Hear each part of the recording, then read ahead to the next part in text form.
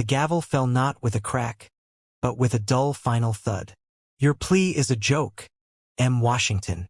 Judge Bernard Holloway sneered, the words amplified by the microphone. His laughter, a dry, grating sound, echoed in the hushed courtroom. He was looking directly at Lena Washington, a black woman whose hands were clasped so tightly her knuckles were white. She was fighting to save her family's 80-year-old bakery. He reveled in her quiet tears, relishing the absolute power he held. He was about to sign the foreclosure order, destroying her life and her legacy. All for a kickback he'd received by sundown. What Judge Olai didn't know was that his laughter was being recorded. And the man listening was standing right outside the heavy oak doors. And he wasn't just any man. He was the director of the FBI. Courtroom 3B of the Franklin County Courthouse was Judge Bernard Holloway's personal kingdom. It was a room designed to inspire awe with dark mahogany paneling that rose 2 stories to a coffered ceiling. But under Olai's tenure, it felt less like a hall of justice and more like an abattoir. The air hung thick with the smell of old varnish, stale coffee, and a faint metallic tang of fear. On this overcast Tuesday, the gallery was sparsely populated. A few tired-looking souls waiting for their turn, a handful of law students taking notes, and a nervous young man in an ill-fitting suit, David Chun, shuffling papers at the defense table. His client, Lena Washington, sat beside him. She was the picture of exhausted dignity. Her hair was pulled back in a neat bun, and she wore her Sunday best, a navy blue dress that had belonged to her mother. But her eyes, red-rimmed and sleepless, told the real story. She was the 3rd-generation owner of Washington's Sweet Buns, a bakery that had survived the Great Depression, the '68 riots, and the financial crash of '08.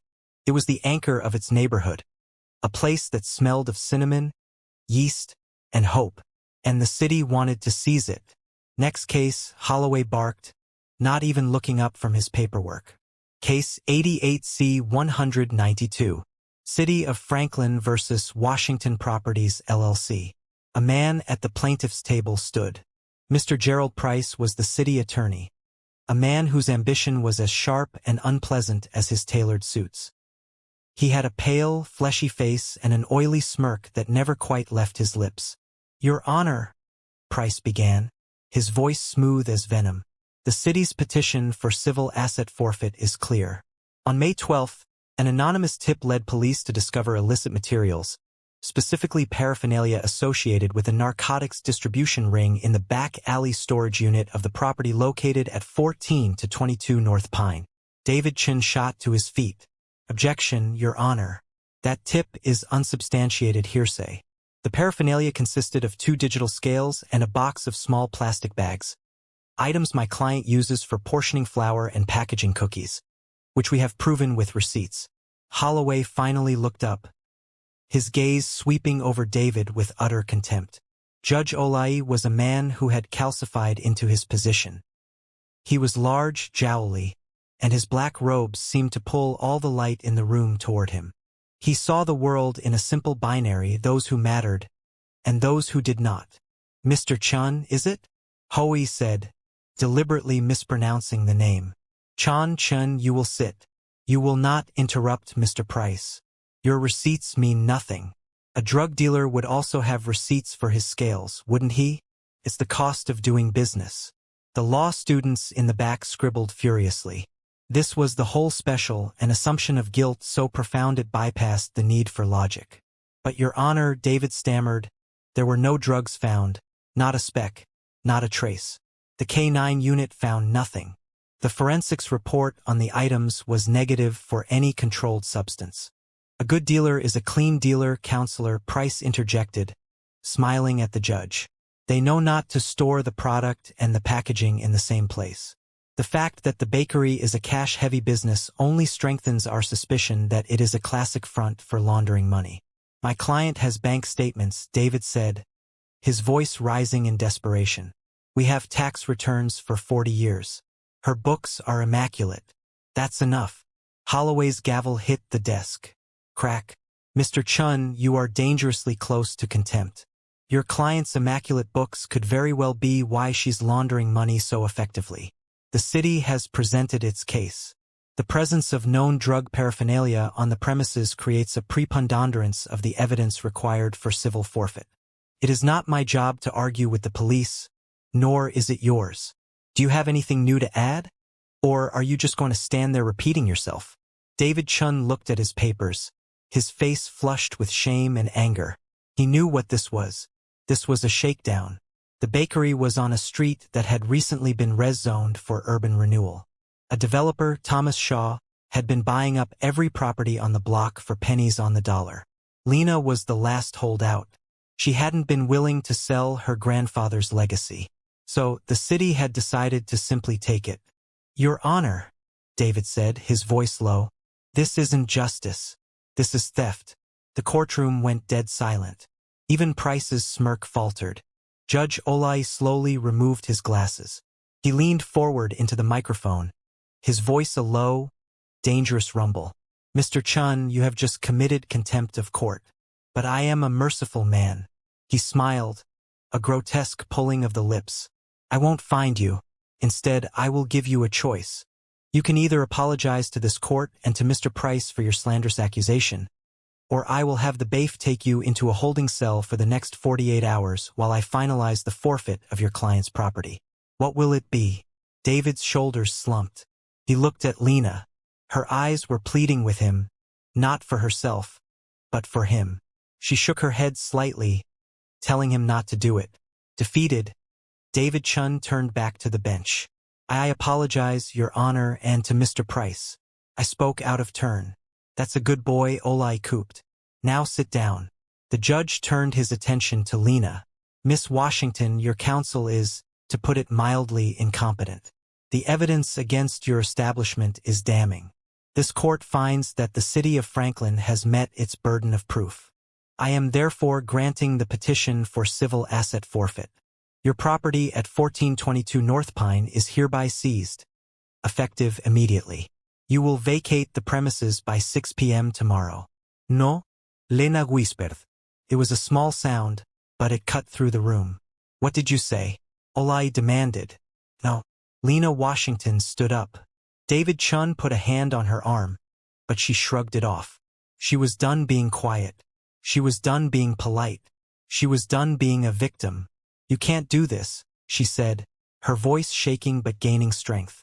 You can't just take my home. I am not doing anything, Madam, Olai said, his patience snapping. The law is, you are running a criminal enterprise. That is a lie, Lena's voice rang out, strong and true. That is a lie and you know it. Holloway's face turned a shade of puce. He pointed a thick finger at her. Bailiff, escort Miss Washington from the courtroom. She can be processed for contempt along with, you will listen to me, Lena said, planting her hands on the defense table. She was no longer pleading, she was testifying. You will not silence me. The command in Lena Washington's voice was so absolute, so unexpected that the bailiff, a portly man named Howard, actually paused, his hand hovering over his sidearm. Judge Olai stared, utterly flabbergasted. In his courtroom, he was the sun. Everyone else was just a minor planet revolving around his gravity. And this woman, this nothing, was defying him. His shock quickly curdled into a dark, simmering rage, but it was edged with a perverse curiosity. He wanted to see how far she would go before he crushed her. You have 10 seconds, Miss Washington, Olai said, steepling his fingers. 10 seconds to say your piece before I have you arrested for contempt and fined so heavily you'll wish you'd just walked away. Lena took a deep breath, drawing strength from the very floorboards of the building. You don't know what you're taking. You sit up there in your black dress, and you think you know everything, but you don't know about 1946. Olai rolled his eyes. Oh, here we go. A history lesson. My grandfather, Pernell Washington, came back from serving his country in a war where he was treated like a dog. Lena said, her voice filling the room. He came back with shrapnel in his leg and a purple heart they almost forgot to give him. He came to this city with nothing. He saved every penny he earned shining shoes, and he bought that building when no bank would give him a loan. He laid the floors himself. He put up the walls himself, and he opened Washington's sweet buns with my grandmother's recipes. She pointed a finger, not at the judge, but at the city seal behind him. That bakery survived segregation. It survived riots. When the city burned, my grandfather stood on the roof with a garden hose, and he fed the firefighters black and white. He employed dozens of people from our neighborhood, kids who had nowhere else to go. He taught them how to work, how to bake, how to have pride. Price shifted on his feet, looking uncomfortable. This was not going to plan.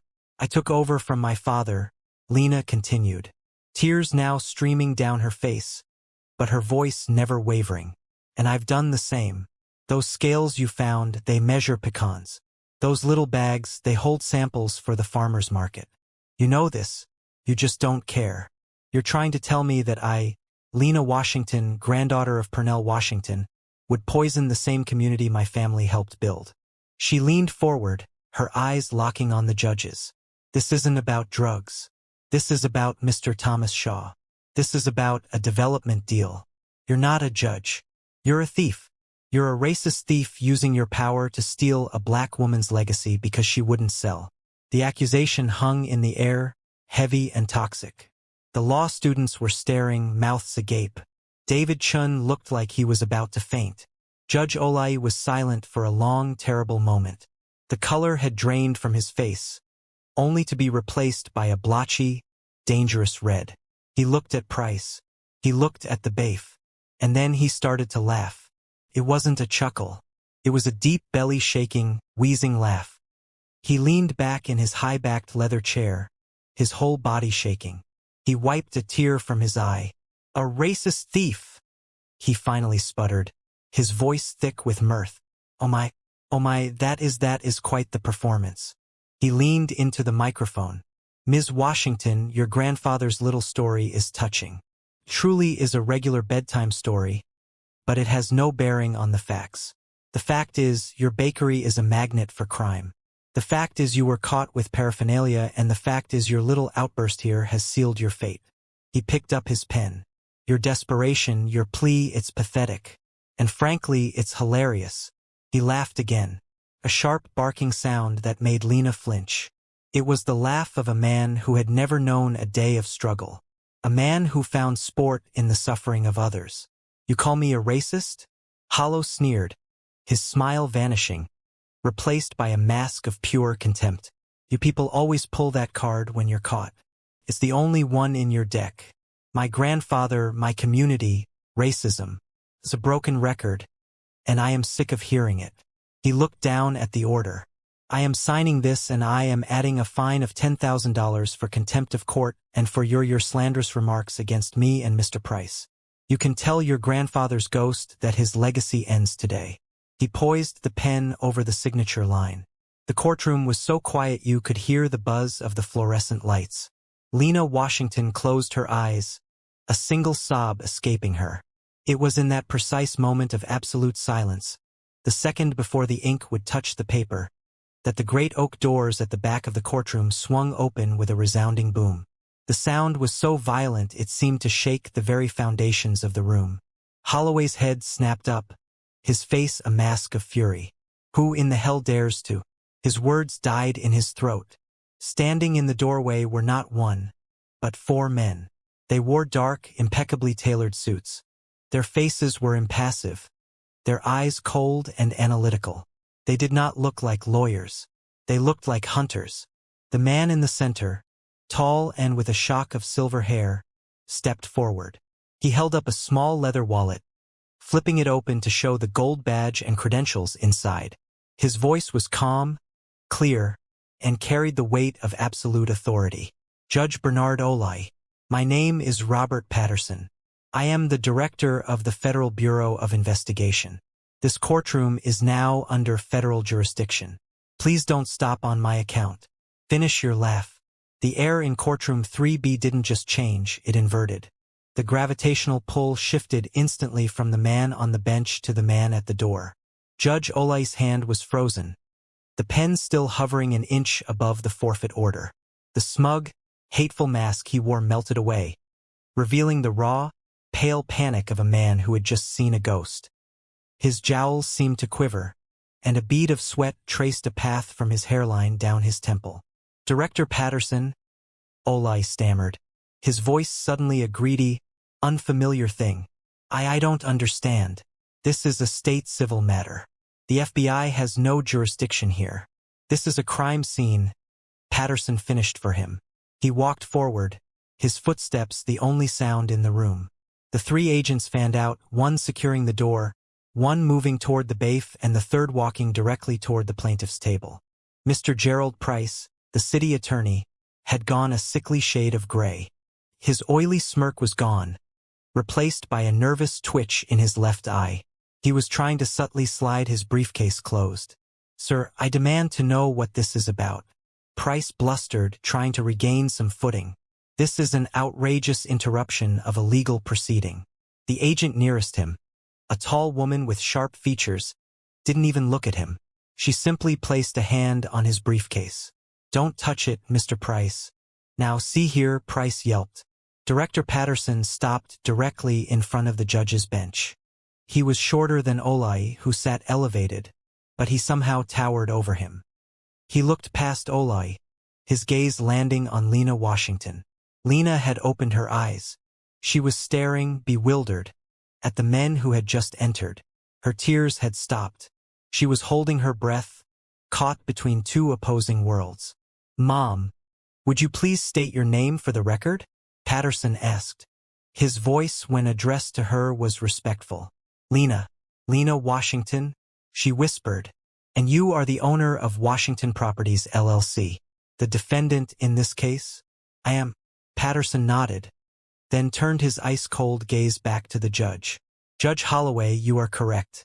The FBI does not typically involve itself in minor civil forfeit cases.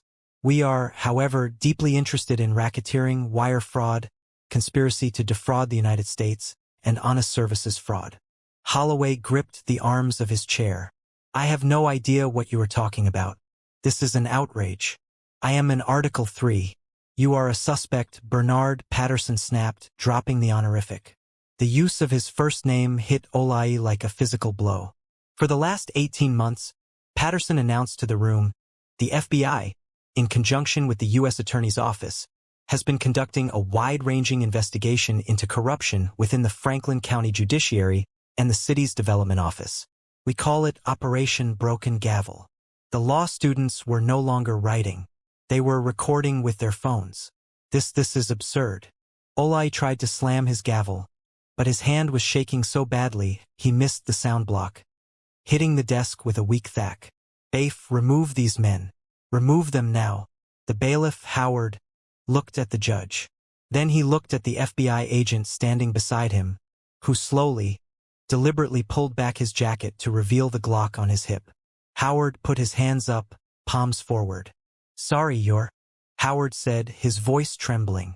"I'm on my break." You coward," Olai roared.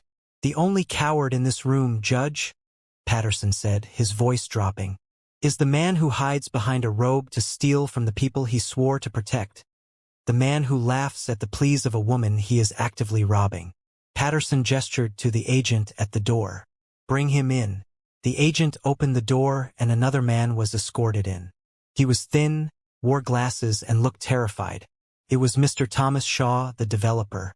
But he wasn't in a suit. He was in an orange jumpsuit, his hands cuffed in front of him. "Mr. Shaw," Patterson said, "do you recognize that man on the bench?" Shaw nodded miserably. "That's Judge Olai. And have you ever given Judge Holloway money?" "Objection," Price yelled, finally finding his voice. "You can't. This is not a proceeding." "It is now," Patterson said. "Mr. Shaw." "Yes." Shaw mumbled. "Times. For what purpose? For favorable rulings?" Shaw said louder. "For pushing through zoning changes. For helping clear properties that we needed for the new development project. Properties like 14 Town 222 North Pine," Patterson pressed. "Yes," Shaw said, "that was the last one. She wouldn't sell. So Gerald, Mr. Price, said he and the judge would handle it. They'd used the civil forfeit code. They said it was unbeatable." Lena Washington put her hand over her mouth. David Chun was staring, his mind visibly racing to connect the dots.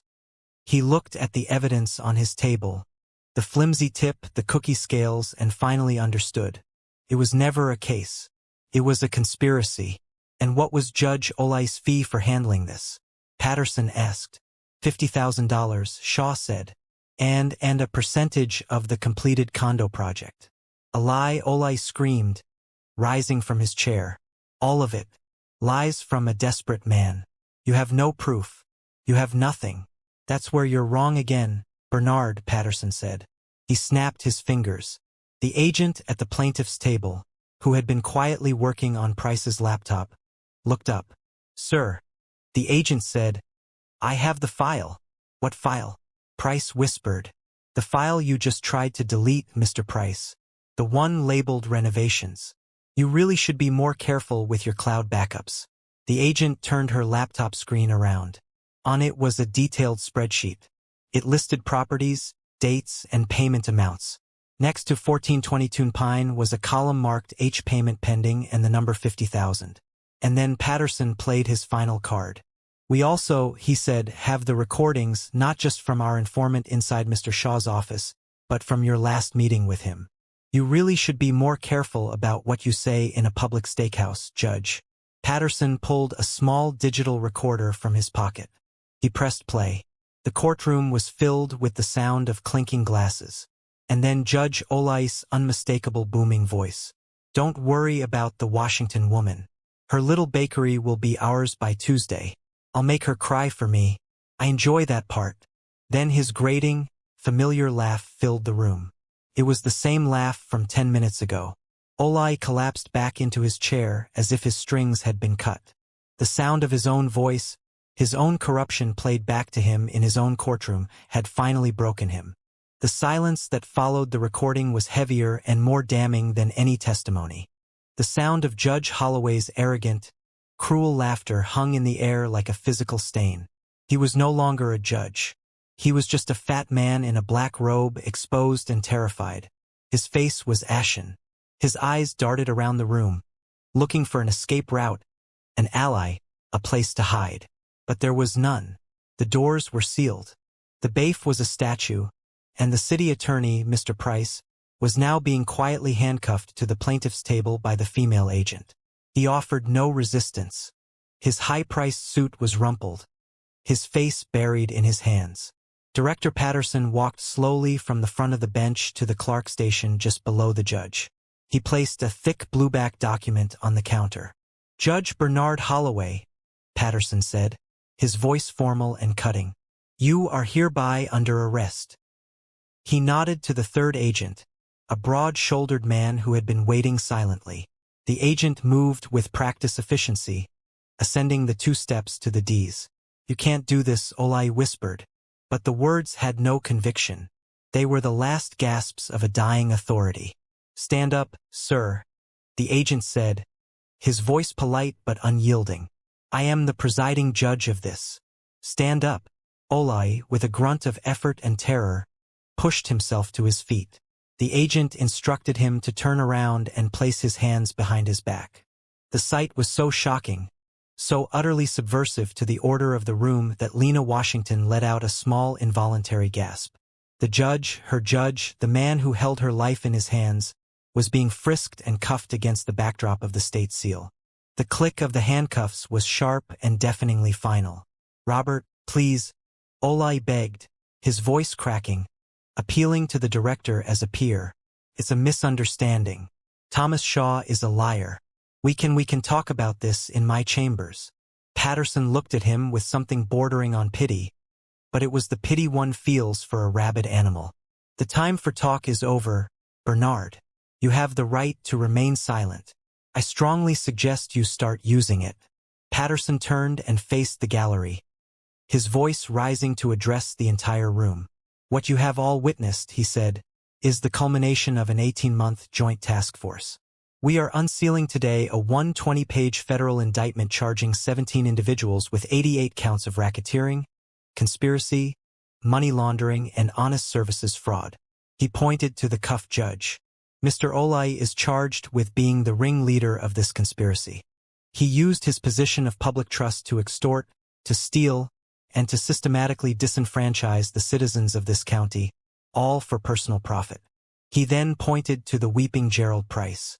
Mr. Price is charged with being the conspiracy's chief facilitator, using the power of the city attorney's office to manufacture fraudulent civil cases like the one against Ms. Washington to seize properties for their co-conspirator Thomas Shaw. As if on cue, the agent holding Shaw pulled him to his feet. Mr. Shaw has been in federal custody for 72 hours, Patterson explained. He has agreed to plead guilty and cooperate fully with the government in exchange for testifying against these two men. Holloway let out a sound, a low animal wail of betrayal. You rat!" he screamed at Shaw. "I'd be careful, Judge," Patterson warned. "That's another charge. Witness tampering." Ollai's mouth snapped shut. Patterson then walked over to the defense table.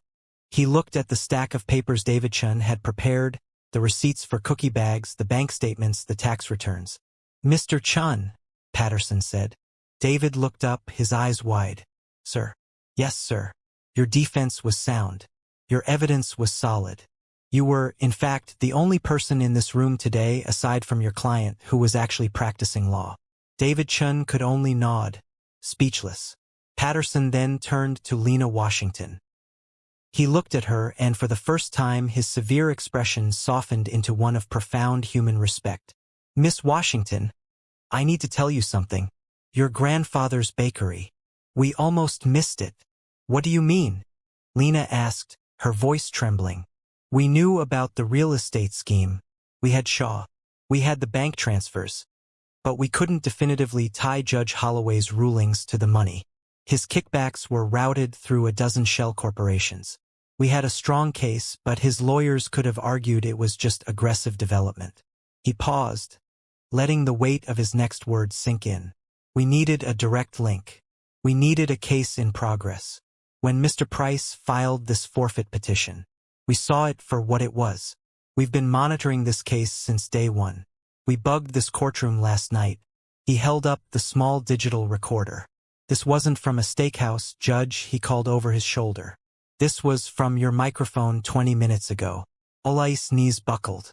The agent had to hold him up. "Your plea, Miss Washington," Patterson said to Lena, his voice low and sincere. "Your speech about your grandfather, your refusal to be silenced, that was for you. But Holloway's reaction, his laughter, his specific verbal confirmation that he was signing that order to punish you, that was for us." He gestured to the cuffed judge. His bigotry, his arrogance, his sheer unadulterated hubris. He couldn't help himself. He had to laugh at you. And in doing so, he provided the final, undeniable piece of evidence we needed to link his judicial action directly to his criminal conspiracy. He just testified against himself. Lena stared at the man who had tried to destroy her. He was no longer a judge. He was just a pathetic, racist old man, undone by his own hate. "So," Lena said, the full realization dawning on her. He laughed. "Yes," said Patterson, "and we recorded. Your plea was not a joke, Miss Washington. It was the key that just brought down the most corrupt judge in this state's history." The agent holding Judge Holloway began to walk him down from the dais. This was perhaps the most symbolic moment of all. The man who had for 2 decades descended those steps cloaked in the absolute unquestioned power of the state was now being led down them in handcuffs. His $3,000 suit rumpled beneath the robes he still wore. The robes themselves now looked like a costume, a mockery. "Wait," Ollai pleaded, stopping at the bottom step. His eyes were wild. "My robes. Let me take off my robes, please. Not in front of, not like this." Director Patterson considered him for a second. "No," he said, his voice flat. "You wanted to be a judge today. You wanted to wield this power. You will wear that robe all the way to the federal courthouse. You will be booked in it. You will be processed in it. Let every person you see between here and there know exactly what you were when you betrayed your oath." Holloway visibly shrank. The last shred of his dignity evaporated. The agent gave him a firm push toward the center aisle. As he passed the defense table, his eyes met Lehner's. There was no remorse in them. There was no apology. There was only a venomous, bottomless hatred. The hatred of a man who had been beaten by someone he considered beneath his notice. Lena Washington didn't flinch. She didn't look away. She simply held his gaze, her expression no longer one of fear, but of profound, sorrowful strength. She had outlasted him. Her grandfather's legacy had outlasted him. As Olai and his federal escort reached the main doors, the press, having finally gotten wind of the commotion, burst through. Flashes erupted, turning the state courtroom into a chaotic lightning storm. Judge Holloway, is it true? Are you being arrested? What about the Shore development? Holloway, in a final pathetic act of defiance, tried to duck his head, but the agent firmly guided him forward, forcing him to face the cameras. The last image the city would have of him was not on the bench, but in cuffs. The doors slammed shut, and an eerie silence fell once more. It was broken by Gerald Price, who was now being read his Miranda rights by the female agent. You have the right to an attorney. I am an attorney, you idiot, Price spat, his composure cracking into hysteria. You've ruined me. This is entrapment. That's what this is. We were entrapped. Telling a corrupt man he's free to commit crimes and then watching him do it isn't entrapment, Mr. Price, Patterson said, not even turning around. It's just good police work. Take him out the side door. The press will get to him later. As Price was hauled to his feet, protesting and threatening lawsuits, David Chun, who had been sitting in stunned silence, finally found his voice. He looked at Patterson. Director, what about my client's case? It was a practical, necessary question that cut through the high drama. The immediate threat was gone, but the legal one remained. The forfeit order was still on the desk, and signed, but looming. Patterson nodded, appreciating the young lawyer's focus. This case, Mr. Chun, is void. It was founded on manufactured evidence and fraud, orchestrated by the plaintiff's attorney and the presiding judge. It has no legal standing. He walked to the judge's bench. The room watched as he picked up the forfeit order, the one Holloway had been so eager to sign. He held it up for Lena to see. This, he said, is a worthless piece of paper, a monument to their arrogance. He tore it in half, then in half again, and dropped the pieces into the judge's trash bin. As of this moment, the federal government is filing an injunction against the city of Franklin, staying all pending forfeit cases initiated by Mr. Price's office and presided over by Judge Olai, pending a full review. But as for 88C-192, it is dismissed with extreme prejudice. David Chun slumped back in his chair, letting out a breath he seemed to have been holding for 6 months. He put his head in his hands, not in defeat, but in overwhelming, bone-deep relief. Lena, however, was still standing. She was looking at the bench at the empty chair where Olai had sat. It was as if she was trying to process the phantom. He took so much, she whispered. Not to anyone in particular. Not just from me, from my neighbors. Old Mr. the Hendersons' repair shop, the Rivera family's grocery, they all got forfeited last year. They all just we know, Patterson said, his voice gentle. And that's the next part of this. Our investigation is far from over. Mr. Shaw's testimony has opened up 24 prior cases. What happened here today, this is not just an end. It's a beginning. We have the bank records. We have the trail. We're going to claw back every dime he ever took, every property. He looked at Lena. It will be a long fight, Ms. Washington. But we will be recommending to the U.S. Attorney that a restitution fund be established from Holloway's and Shore's seized assets. We are going to try and make every one of his victims whole. Starting with you. A new figure appeared at the courtroom door, a stern-looking woman in the robes of a senior magistrate. She had been waiting in the hall. Director, she said, nodding. Mistrate Santos, Patterson replied. The courtroom is yours. I believe you have a calendar to get through.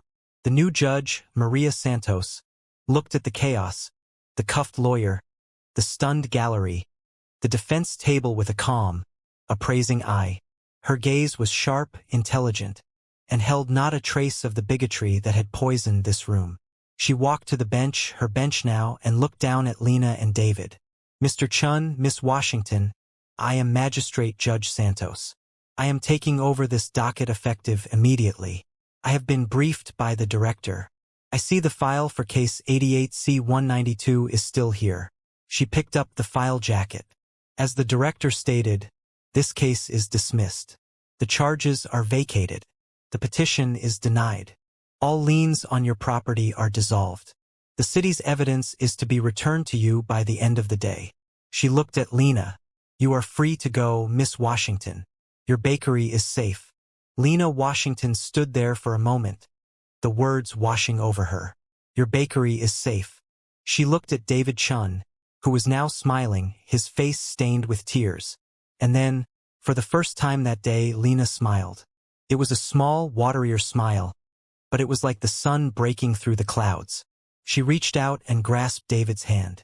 Thank you, she whispered. I didn't do anything, David said.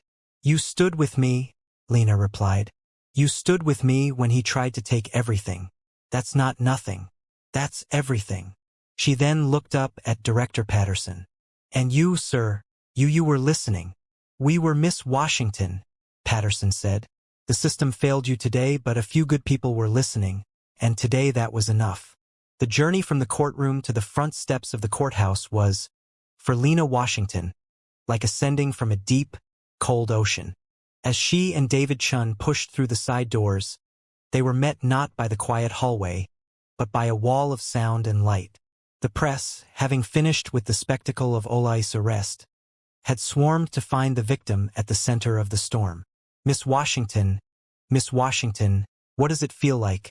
How did you know the FBI was there? Is it true the judge was targeting you? Lena froze, momentarily blinded by the flashes and overwhelmed by the shouted questions. David, his confidence restored, stepped in front of her. My client has no comment at this time, David said, his voice surprisingly firm. She has been through an unimaginable ordeal. She knows, Lena said, placing a hand on David's shoulder. She gently moved him to the side. She was done being silent. She was done having other people speak for her. She stepped up to the forest of microphones, a small frame exuding an authority that rivaled the judge she had just faced. The cameras zoomed in on her face, a face of exhaustion, yes, but also of profound, unshakable resilience. My name is Lena Washington, she said, her voice carrying over the crowd. Today, in that courtroom, Judge Bernard Olai tried to steal my family's legacy. He tried to steal my grandfather's American dream. He did it with lies, and he did it with hate. He laughed at me when I told him my family's story. A hush fell over the reporters. They lowered their microphones, listening.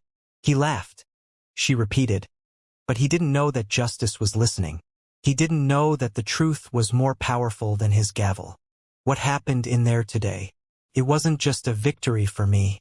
It was a victory for every person who has ever been made to feel small by a person in a high place. It was a victory for my grandfather, Pernell Washington, and it's a victory for the Rivera family and for Mr. Henderson and for everyone else he heard. She stood up straight. My bakery, Washington Sweet Buns, is open. It has been open for 80 years and God willing it will be open for 80 more. We are not just a bakery. We are a part of this community and we are not for sale and we are not for taking. A reporter from the city's main paper raised his hand. Miss Washington, what will you do now? Lena looked past him up at the gray overcast sky. I'm going to go home, she said. I'm going to fire up the ovens and I'm going to bake. With that, she and David Chun, hand in hand, walked down the steps. The reporters, in a rare show of respect, parted to let them pass. The ride back to 1422 North Pine was surreal. The city looked the same, but everything was different. The colors seemed brighter. The air felt cleaner. When they pulled up to the bakery, a small crowd had already gathered. A few neighbors, the kids who worked for her after school, all of them looking worried. They had heard the rumors. Lena got out of the car. Miss Lena, a young man named Kevin called out. We heard they said the city. Did they? Lena just smiled. She walked to the front door, pulling the heavy ring of keys from her purse. The same keys her father had given her. The same keys her grandfather had used. She unlocked the deadbolt. Click. She unlocked the bottom lock. Thack. She turned the close sign to open, and the crowd on the sidewalk erupted in cheers. Inside the bakery was just as she had left it. The familiar comforting smell of yeast, sugar, and old wood filled her lungs. It was the smell of home. David Chin followed her in, looking around in awe. "It's beautiful," he said. "Safe," she replied. She walked behind the counter, untied her scarf, and tied on her white baker's apron. She turned to David. "Mr. Chun, you've had a long day. You look hungry. How do you feel about a cinnamon bun on the house?" David laughed, a real joyful laugh of release. I think I'd like that more than anything." As Lena got to work, the bell over the door jingled. It was Director Robert Patterson. He stood in the doorway, his suit looking out of place among the bags of flour. "I'm sorry to intrude, Ms. Washington," he said. "I just had one more thing." He walked over to the counter and placed a small clear plastic bag on it. Inside were the 2 digital scales and the box of plastic bags, the evidence. "I believe these belong to you," he said. Lena looked at the items that had almost cost her everything. She then looked at Patterson. "Director," she said, "do you take your coffee black or with cream?" Patterson smiled. "Black is just fine." As Lena prepared the coffee, a news alert flashed on the small TV in the corner of the bakery. It was a live feed from the federal courthouse. A disheveled, robeless Bernard Holloway was being led in, his face a mask of impotent rage. The chyron read, "Judge Bernard Holloway, 16 others arrested in massive FBI corruption sting." The karma wasn't just hard. It was total. It was absolute. And it was, for Lena Washington, finally over. The judge who laughed, who tried to destroy her, was now just another criminal in a system that had, for one bright, shining moment, finally worked. The bell on the door of 14-2 North Pine jingled incessantly. It was a sound Lena Washington had come to love again. 1 year had passed since the day her life almost ended and the day it truly began. The bakery was no longer just Washington's sweet buns. The sign out front now read Washington's Legacy Bakery, and it was packed. After the arrest, the story had exploded. Lena Washington had become an accidental and reluctant folk hero. People drove from 3 states away, not just for her grandmother's recipes, but to see the woman who had faced down the system and won. The bakery, once struggling to make payroll, now had a line out the door every single morning. Lena had used the profits wisely. She hadn't bought a new car or a fancy house. She had invested.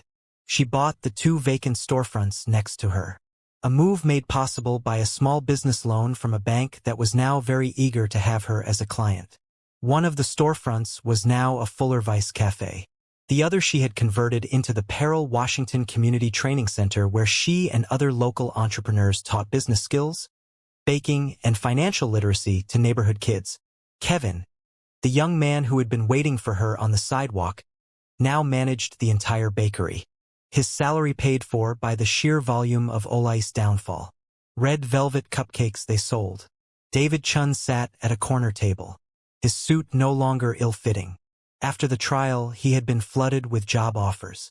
He'd respectfully declined the big corporate firms and had instead used his newfound clout to become the head of the city's new Public Integrity Task Force, a watchdog group funded by the settlement the city had been forced to pay. He was now suing the very departments that had backed Price's criminal enterprise. He stopped by the bakery every morning for his coffee. As Lena wiped down the counter, the small TV in the corner, the same one that had shown Holloway's arrest, was on. A local news anchor was speaking. And in our top story, the sentencing for disgraced former Judge Bernard Holloway was handed down today. The anchor said, her voice crisp. After a 6-week trial in which Mr. Olai was found guilty on all 88 counts, Federal Judge Maria Santos, who, in a poetic twist, took over Olai's own docket, delivered the sentence. The screen cut to a clip from the federal courthouse. A much thinner, paler Bernard Olai, in a standard orange jumpsuit, stood before the bench. Judge Santos's voice was clear. "Mr. Hollow, you did more than just steal money. You stole the most precious and fragile thing a society has, its faith in the law. You used your robe as a shield for your greed and as a weapon against the vulnerable. You laughed at the plea of Miss Lena Washington, a laugh that exposed a soul rotted by racism and arrogance. It is the finding of this court that you are a danger to the very idea of justice." The camera zoomed in on Olai's face as he waited, trembling. On the charge of racketeering, Santos continued, This court sentences you to 20 years in a federal penitentiary. On the counts of conspiracy, 10 years. On the counts of wire fraud and honest services fraud, 5 years each. These sentences are to be served consecutively. A gasp went up in the courtroom and in the bakery.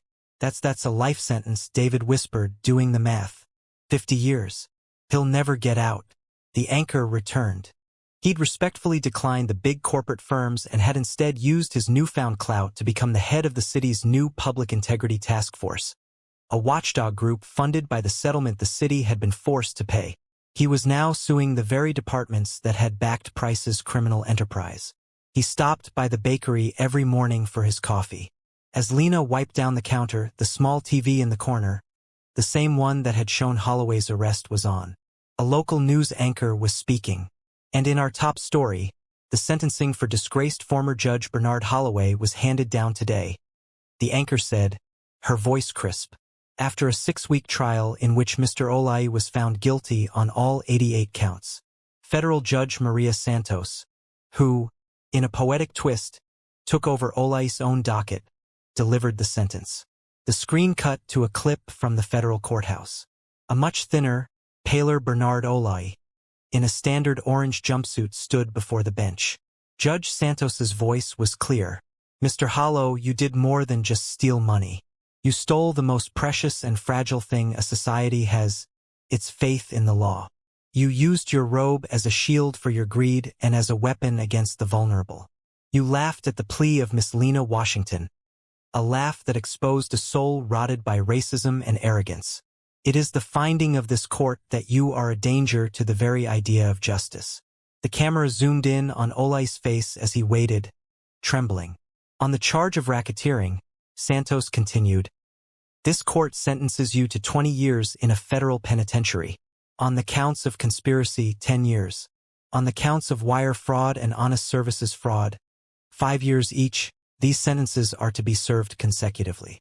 A gasp went up in the courtroom and in the bakery. That's a life sentence, David whispered, doing the math. 50 years. He'll never get out. The anchor returned. The judge also ordered that 100% of Olai's assets, totaling over $12 million, be seized and placed into the Franklin County Victim Restitution Fund, which has already begun compensating the 24 families, including the Riveras and the Hendersons, who lost their properties to Olai's scheme. The report continued, but Lena had stopped listening. She looked around her bakery. She saw the faces of the young people she employed. She saw the families eating together. She saw David, no longer a nervous boy, but a confident man. She thought of her grandfather. She thought of his sacrifice, his hard-won dream. Judge Olai had tried to end that legacy with the stroke of a pen. He had mocked her plea and laughed at her pain. Today, Bernard Olai was in a cell. Gerald Price had been disbarred and was serving 15 years. Thomas Shaw, for his cooperation, had gotten 8 YS and had lost his entire company. And Lena Washington, she was right where she had always been, in her grandfather's bakery. The ovens were on. The smell of cinnamon and yeast filled the air, and the line was out the door. She thought of her grandfather. She thought of his sacrifice, his hard-won dream. Judge Olai had tried to end that legacy with the stroke of a pen. He had mocked her plea and laughed at her pain. Today, Bernard Olai was in a cell. Gerald Price had been disbarred and was serving 15 years. Thomas Shaw, for his cooperation, had gotten 8 YS and had lost his entire company. And Lena Washington, she was right where she had always been, in her grandfather's bakery. The ovens were on. The smell of cinnamon and yeast filled the air, and the line was out the door. She picked up a fresh tray of sweet potato pies, the steam rising in the morning light. The karma hadn't just been a hit. It had been a reckoning, and it was the sweetest justice she could have ever imagined. That's what you call an appeal to a higher authority. The system is supposed to be blind, but sometimes it takes a blinding light to expose the darkness hiding beneath the robes. Lena Washington's fight shows that one voice, one moment of courage can bring down an entire corrupt empire. She stood up. She spoke her truth, and the foundation of power cracked right beneath the bully's feet. Do you believe justice was truly served? What part of Judge Holloway's takedown was the most satisfying to you? Let us know your thoughts in the comments below. We read every single one. And if you love stories where the powerful finally face the consequences and karma delivers the final verdict, do us a favor. Hit that like button, share this video with everyone you know, and most importantly, subscribe to the channel for more real-life drama where the wicked finally get what they deserve.